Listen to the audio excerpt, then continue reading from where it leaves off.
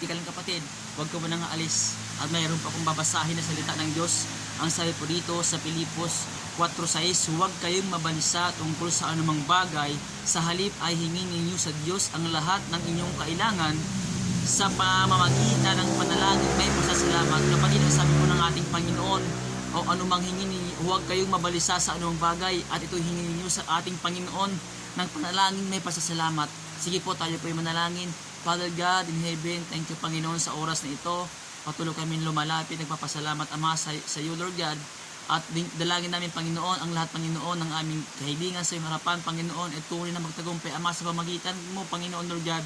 Dalangin ko Panginoon sa nanonood nito, sa nasa screen nito Lord, imbis mo kanyang buhay Ama, nasabayan niya ako manalangin upang ang lahat ng bagay Panginoon mapagtagumpayan namin Ama. Naniniwala ko Panginoon Lord God, anuman ang aming nararanasan na pagsubok sa aming buhay Panginoon, at nariyan ka Lord gumagabay sa amin. Ingatan mo kami Lord God sa lahat po ng aming ginagawa na patunay Panginoon, ikaw lamang maghari sa aming buhay Ama.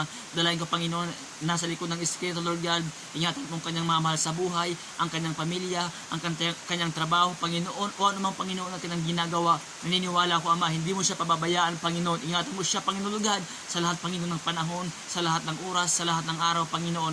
Salamat po Ama sa iyong pag-ibig, katwiran Panginoon. Ang aming kahilingan Ama ay tunay na magtatagumpay Lord God. Sabi nga Panginoon sa iyong masalita Lord God, kung mananalangin kami Lord God, ang aming panalangin ay mayroong pasasalamat na mula sa iyo Panginoon. Ito ay pagkakaloob mo sa aming mabuhay. Salamat po Ama, ikaw ang aming sinasamba, dinadakila sa pangalan ni Jesus. Amen. Amen.